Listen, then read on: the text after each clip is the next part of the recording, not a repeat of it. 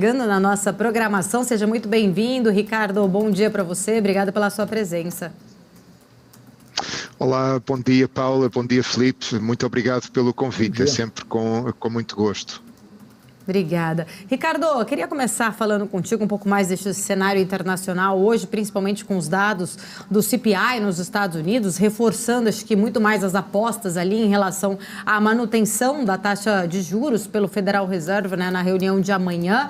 Havia-se muito uma grande discussão em relação à economia americana, conseguir ou não fazer o famoso soft land. Ontem, inclusive, a gente estava aqui debatendo que alguns gestores globais ainda têm um pouco de receio, um pouco de preocupação dos reflexos dessa política monetária para 2024, não talvez neste ano de 2023, mas uma possível ali preocupação de uma recessão para a economia americana em 2024. Eu queria entender um pouquinho da sua visão, como que você avalia, né, exatamente o atual cenário hoje da economia americana. Sim, os dados que saíram hoje, o CPI confirmou mais ou menos o que já se esperava, ou seja, que o ritmo de subida dos preços ao consumidor nos Estados Unidos abrandou, e abrandou até mais do que as expectativas mais otimistas. Isto acaba por ser bastante encorajador, não só em termos económicos da economia real, mas também para os mercados financeiros e refletiu-se com o aumento do apetite pelo risco, com subidas nas bolsas, etc.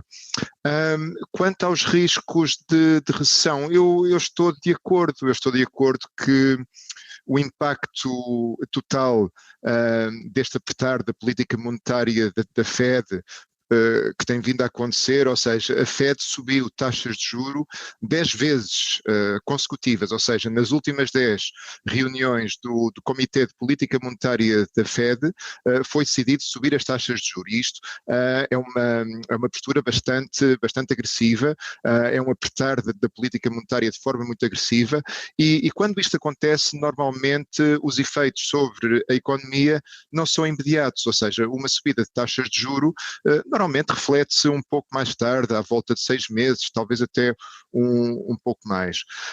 Ou seja, segundo esta perspectiva, então, os efeitos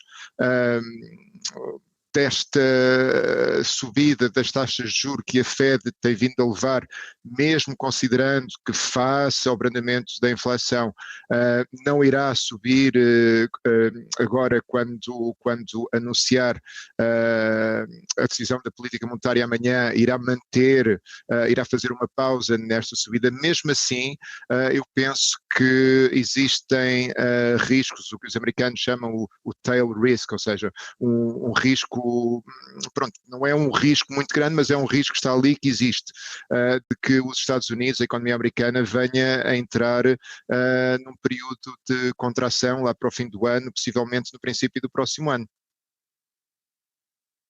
Inclusive, né, queria entender também um pouquinho da sua perspectiva sobre a reunião da política monetária na Europa, né? A gente tem também aí uma decisão para esta semana, né? Acho que o mercado todo apostando aí numa subida de 0,25 ponto percentual nesta reunião, mas a gente tem aí o mercado de ação europeu, né, tá em alta hoje especificamente, investidores ainda, acho que também digerindo esses fortes números, inclusive, né, tanto do CPI, mas aí na Europa especificamente, Reino Unido, dados de inflação também, tudo isso acho que está trazendo, acho que esse otimismo, mas queria entender um pouquinho também das suas perspectivas para o cenário europeu. Sim, eu estou de acordo com a sua análise, Paula. Eu acho que a expectativa consensual entre os analistas aponta para que o Banco Central Europeu suba as taxas de juros na sua próxima reunião e o faça a 25 pontos base, ou seja, 0,25%. Penso que no próximo mês poderá, mais uma vez, subir este 0,25%, porque não podemos deixar de mencionar que a inflação na zona euro, embora tenha vindo a baixar, ela mantém-se ainda a um nível mais elevado do que, por exemplo, nos Estados Unidos. E, sobretudo, no que toca à chamada inflação subjacente, à core inflation, ou seja, os preços que excluem os da energia e dos produtos alimentares, que são os mais voláteis. Portanto, com a inflação no continente europeu e na zona euro mais especificamente a manter-se ainda um pouco elevada e bastante mais acima dos 2%, que é o objetivo do Banco Central Europeu, eu penso que o BCE não tem muitas alternativas senão continuar a apertar a política monetária, até porque começou depois da Fed, é claro, ainda tem mais algum caminho a percorrer. Portanto, eu espero uma subida de 25 pontos base agora nesta reunião de junho e mais 25 pontos base em julho, e então nessa altura o Banco Central Europeu deverá fazer uma pausa. Agora, o ressurgimento de um certo apetite pelo risco nos mercados bolsistas, tanto nos Estados Unidos como também na Europa. Eu penso que o fenómeno na Europa não é um fenómeno que podemos encontrar as suas raízes aqui, ou seja, é um pouco extravasar desta euforia, desta súbita subida do apetite pelo risco que se seguiu então à saída dos dados do CPI americanos, que foram bastante melhores, ou foram um pouco melhores do que se esperava, mas foram muito positivos. Portanto, esta galvanização do sentimento dos investidores atravessou o Atlântico e faz sentir na Europa, mas eu penso que na Europa teremos talvez razões para ser um bocadinho mais pessimistas do que nos Estados Unidos. Ricardo, vou pedir aqui um minutinho da sua atenção. A gente vai para um rápido intervalo comercial. Volto em instantes já com mais questões aqui para a gente comentar com o Ricardo Evangelista. Continue aqui acompanhando a programação da BMC News. Voltamos já.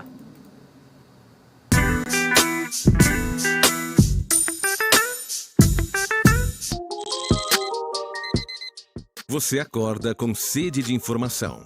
Os melhores analistas tomam café com você e trazem as informações sobre... De volta aqui na programação da BMC News, ao vivo, 11 horas e 24 minutos. Já vamos chamar novamente o Ricardo Evangelista, da Active Trades, aqui conosco. Ricardo, prazer falar contigo. Eu queria saber sobre o Reino Unido, né, que mostrou uma taxa de desemprego de 3,8%, com preços de inflação ainda bastante pressionados por lá. Você acha que o Banco da Inglaterra vai ter ainda bastante trabalho para controlar a inflação, principalmente com esse cenário de emprego baixo que tem por lá? Sim, olá Filipe, é sempre um prazer também. Sim, eu penso que sim, penso que a situação no Reino Unido está ainda mais complicada do que na zona euro. Como você referiu, os dados de emprego que saíram hoje revelam que o país está praticamente no pleno emprego, ou seja, tem uma taxa de desemprego abaixo dos 4%. Temos também uma ligeira quebra nos salários médios, mas é muito pequena, e a taxa de inflação mantém-se a mais alta dentro das grandes economias ocidentais, digamos assim.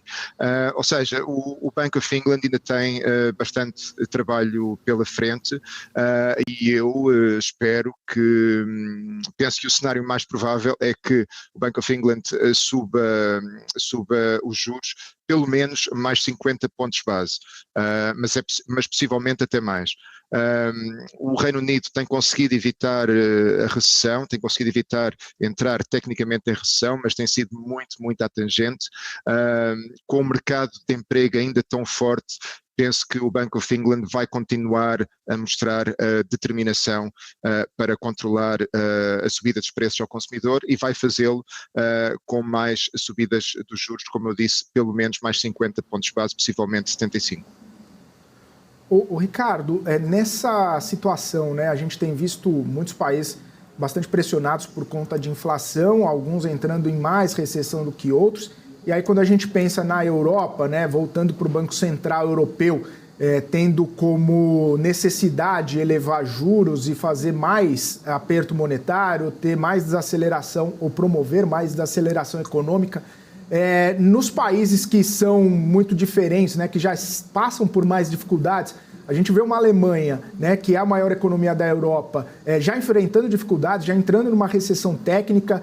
Como que os outros países podem se sair? Tem expectativa de que eles tenham mais dificuldades econômicas ainda nesse movimento de aperto mais duro ainda pelo Banco Central Europeu? Isso pode gerar o que a gente viu lá com Grécia recentemente, né, há um tempo atrás, em outros países, né, inclusive Itália e outros países, como Grécia também, Portugal. Enfim, você vê essa possibilidade de ter um problema maior ainda nesses países que já estão enfrentando dificuldades?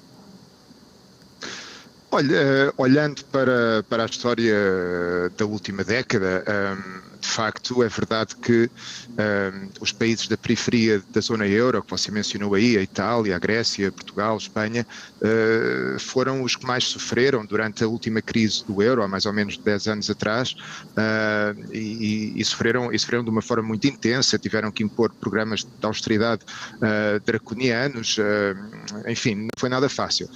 Desta vez eu penso que o cenário é um pouco diferente, porque vamos comparar, por exemplo, Portugal, eu estou aqui em Lisboa, vamos comparar Portugal com a Alemanha. A Alemanha, como disse, entrou em recessão técnica. Portugal, ao contrário, Portugal está com uma perspectiva de crescimento revista para cima. Continua a crescer mais do que o esperado, acima da média da zona euro, e penso que a Grécia também o faz. A Itália não estou certo, eu não tenho aqui os dados, mas a Espanha também está a subir acima da média. Os países da periferia da zona euro, sobretudo Portugal e Espanha, estão muito fortes. A Grécia também, mas isso é mais graças ao plano europeu de investimento em infraestrutura, etc. E a Grécia está a conseguir muitos fundos e está a agitar muito a economia grega, que estava também muito deprimida, portanto nota-se mais. Mas em Portugal e Espanha penso que neste momento a saúde das finanças públicas está bastante bem. Aliás, olhando para os juros da dívida pública há 10 anos dos dois países, eles até caíram este mês, estão no verde este mês a cair, e eu penso que isto deve-se sobretudo ao facto de que as economias da periferia da zona euro, na verdade, estão menos expostas a outros fatores que têm contribuído para que, por exemplo, uma Alemanha entre em recessão. Estou a falar da crise energética explotada pela invasão russa da Ucrânia. A Alemanha tinha muito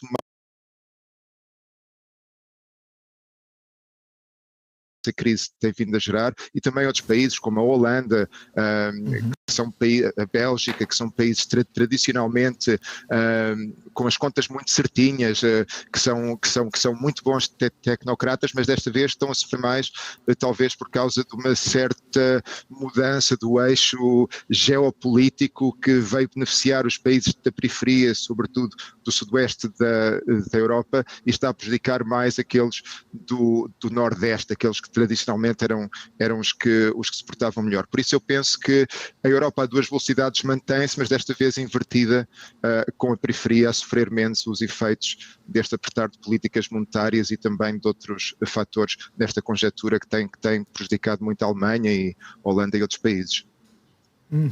Ô Ricardo, agora a gente tem, né, o começo, ou pelo menos a chegada em breve do verão na Europa, o primeiro verão aí em que a gente já não tem tantas restrições, ou pelo menos já não tem mais restrições na China, e a gente sabe que é um destino muito importante dos chineses, né, a Europa, nessa época do verão, onde muitos turistas vão para a Europa poder desfrutar do ambiente, do clima, enfim.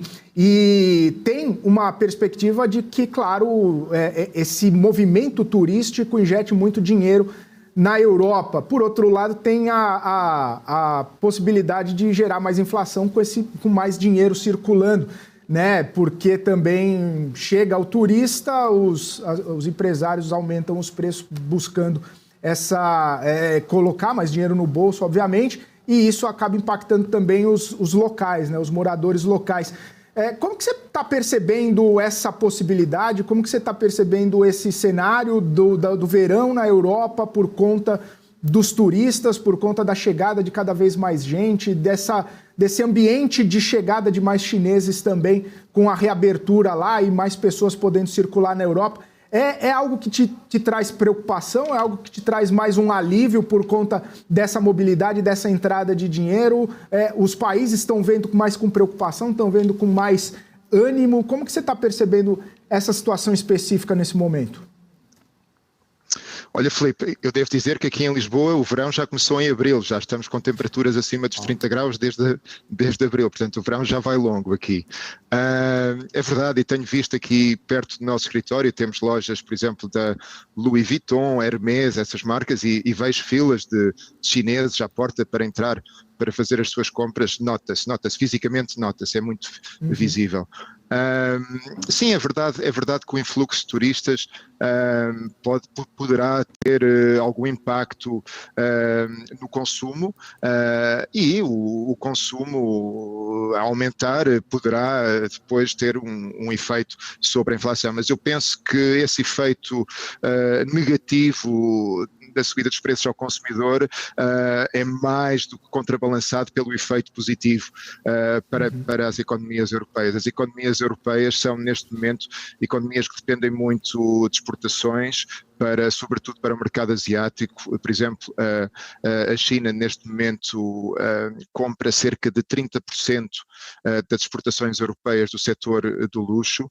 É um mercado muito importante, e sem esse mercado e sem também o turismo, a Europa então teria ventos contrários muito fortes para a sua economia. Por isso eu penso que sim, é verdade que existe um efeito colateral que não é muito positivo para a subida dos preços ao consumidor devido ao aumento do consumo gerado pelo crescimento do turismo, mas este impacto não muito positivo é mais do que compensado pelo bom efeito que tem sobre a economia. Ricardo, tem uma outra dúvida aqui, uma questão, né, para a gente repercutir. Semana passada, inclusive, o Bank of America, Santander, JP Morgan, vários bancos ali acabaram recomendando comprar ações do Brasil. Queria entender, você que está aí fora, né, como que os investidores estrangeiros, na sua percepção, têm olhado para os ativos brasileiros? Estão mesmo com esse apetite de compra? O cenário hoje atual brasileiro estaria aí dando, né, um pouco mais desse apetite? A gente está vendo aqui a nossa bolsa na casa dos 117 mil pontos, subindo aí vários pregões seguidos, mas queria entender, né, da sua visão, você que acompanha o mercado aí da Europa especificamente, como que você enxerga esse momento atual para os ativos brasileiros? Olha, Paula, eu não sigo o mercado brasileiro assim muito perto, mas o que lhe posso dizer é que quando eu pego, por exemplo, no Financial Times ou outras publicações, eu vejo sempre uns artigos a falarem muito, muito bem do Brasil e da economia brasileira e do mercado brasileiro que é superstar das economias emergentes, etc. Portanto, eu penso que neste momento o Brasil é um mercado muito apetecível, é um mercado que está com muito bom PR, relações públicas, sobretudo aqui na Europa, fala-se muito bem, terá algo a ver também com o boom das commodities, em que segue assim de forma muito próxima o que acontece aí no mercado brasileiro. Pelo que vejo, eu penso que está muito bem visto na Europa e é talvez o mercado dentro das economias emergentes o mais apetecível de todos. Ricardo, aproveitando também uma outra visão sua, a gente trouxe mais cedo uma notícia da China, né, que tem aí, acho que um ponto muito importante para o crescimento global como um todo, essa recuperação mais lenta, deixando a princípio muitas economias até, acho que, preocupadas em relação a não, né, tão rápida assim a recuperação como se imaginava antes. Hoje a gente trouxe o Banco Central chinês diminuindo um pouco aquelas taxas para empréstimos ali de 7 dias, tentando fomentar realmente esse consumo chinês. Eu queria entender também um pouquinho da sua visão, como que você enxerga essa medida, se você acha que é suficiente. A gente ainda tem uma reunião de política monetária para acontecer na China na próxima semana, mas como você tem enxergado as medidas que o governo chinês está tentando fazer para realmente fomentar ainda mais o consumo por lá e, de certa forma, né, acabar trazendo um pouco mais desse consumo para o mundo como um todo? Até prova disso foi a balança comercial chinesa, que veio mais fraca, mostrando realmente uma importação menor e uma exportação também menor. Sim, sim, é verdade. Essa notícia que eu vi hoje de manhã, que o Banco Central da China tinha cortado uma das suas taxas de juro, foi muito positiva e foi recebida de forma muito positiva, sobretudo pelos mercados financeiros, e contribuiu também para esta melhoria do apetite pelo risco que estamos a registrar hoje. Na Europa também, eu podia ter falado nisso há pouco quando me perguntou sobre a Europa, também teve impacto, sim senhor. Eu penso que a China continua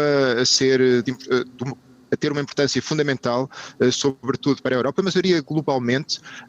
Preocupa-me bastante esta conversa agora do decoupling, ou agora já não se diz decoupling, diz-se de-risking, ou seja, tirar um pouco o risco da globalização, o que quer dizer o repatriamento de todas as indústrias que são consideradas de importância estratégica, etc. Preocupa-me bastante. Eu penso que a globalização foi bastante positiva. Houve centenas de milhões de pessoas que saíram da pobreza, tanto na China como noutros países e noutras regiões do globo. Houve um aumento do nível de vida, uma subida de nível de vida em geral, da esperança de vida média à nascença. A vida melhorou muito com a globalização e penso que chegamos agora a um ponto em que, não só por causa da pandemia, mas era um fenómeno que já vinha de trás, até com Trump, que iniciou ali, levou ali uma escalada na retórica, uma confrontação, e agora o Ocidente em geral está um pouco unido contra a China, embora na Europa existam vozes um pouco divergentes, como por exemplo a de Macron, que tenta fazer ali o jogo do meio de campo, como vocês dizem no Brasil, não é? Mas eu penso que a China continua a ser super importante para a economia global. Esta notícia hoje do Banco Central chinês foi muito bem recebida, como vimos, e o que nós esperamos é que a China consiga então ultrapassar agora estes problemas que está a ter a nível do crescimento económico, o reatar da atividade económica depois da pandemia. Os níveis de crescimento não estão a ser aqueles que se previam inicialmente. Isto deixa-nos a todos um pouco preocupados, mas para além de todas as outras conjunturas que eu mencionei, a nível geopolítico, etc., mas a esperança é de que a China volte a entrar no caminho certo, a economia volta a crescer a um ritmo bastante forte e que isso contribua também para a prosperidade na Europa, nas Américas, etc. Pelo giro do mercado, a gente vendo aí todas as movimentações das empresas aqui no Brasil, também as bolsas lá na Europa e Estados Unidos, e eu queria trazer de volta aqui o Ricardo Evangelista, diretor executivo da Active Trades, para a gente continuar esse papo. Ricardo, um tema importante que a gente tem visto cada vez mais frequente no noticiário é a questão da inteligência artificial. Inclusive, muitas empresas têm surfado essa onda, surfado esse momento importante que a inteligência artificial tem desempenhado aqui, né, nos mercados, e a gente viu recentemente a NVIDIA, né, bastante no radar dos investidores. Hoje já saiu a informação que TSMC, a empresa de semicondutores de Taiwan, que inclusive, né, fornece matéria-prima para a NVIDIA e outras empresas processadoras de chip, que atingiu quase 500 bilhões de dólares de valor de mercado. Queria saber sua percepção e a percepção dos investidores, que parece que agora só olham para a inteligência artificial, só querem saber de inteligência artificial. Essas empresas, elas estão surfando um bom momento por conta disso, ou é mais uma questão estrutural mesmo, que a gente pode perceber que é um futuro, né, da tecnologia agora, essa inteligência artificial, que está também chamando a atenção? Na sua visão, como é que está essa situação? Na sua opinião, essas empresas têm condições de performar bem e ainda melhor ao longo dos próximos tempos? Aí, como que está a sua visão sobre esse mercado, Ricardo?